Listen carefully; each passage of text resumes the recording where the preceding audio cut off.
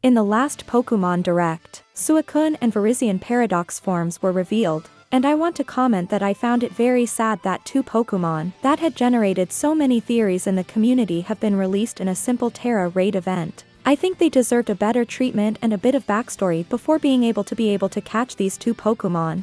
However, I've been thinking that maybe this could be intentional, and I have a great theory about these Pokemon, because I think the forms that we can catch in Pokemon Scarlet and Violet are not really their final forms. But first, don't forget to subscribe to the channel and leave a like to the video if you want more Pokemon Theories videos. And with that said, let's jump into the topic. Walking Wake and Iron Leaves are the last two Paradox forms that we were missing in our Pokemon Scarlet and Violet adventure. We all thought they would be part of the DLC of the game, but after the release of the event where we can catch them, it is clear that this is not the case. However, something curious about these two Pokemon that we already knew from the Scarlet and Violet books is that the appearances of both Pokemon are different from the ones we see in the books. In fact, something similar happens with Donphin's Paradox forms, since they are a bit different from the ones we can catch. However, they do have a greater resemblance if we compare it to Walking Wake and Iron Leaves.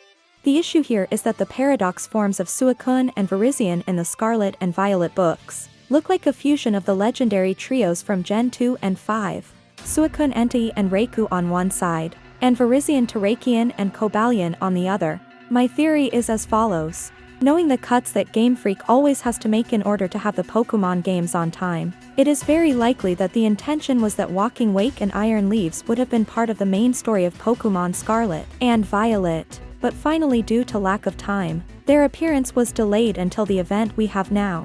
With this we would have the Paradox forms of Suicune and Virizion, but what I think is that, taking into account that we will probably have just two DLCs, in the first one we will be able to catch the Paradox form of Raikou and in the second one the Paradox form of Entei, or the other way around, and the same with Terrakion and Cobalion.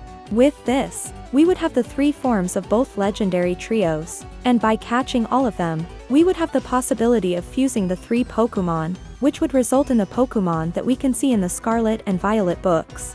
This wouldn't be the first time that Game Freak has played with the fusion mechanic in Pokemon. In fact, in the last generations we have always had some Pokemon fusion. In Sword and Shield we had the Calyrex Rider forms with Spectrier and Glastier, and in Ultra Sun and Ultra Moon we had the fusion of Solgaleo and Lunala with Necrozma.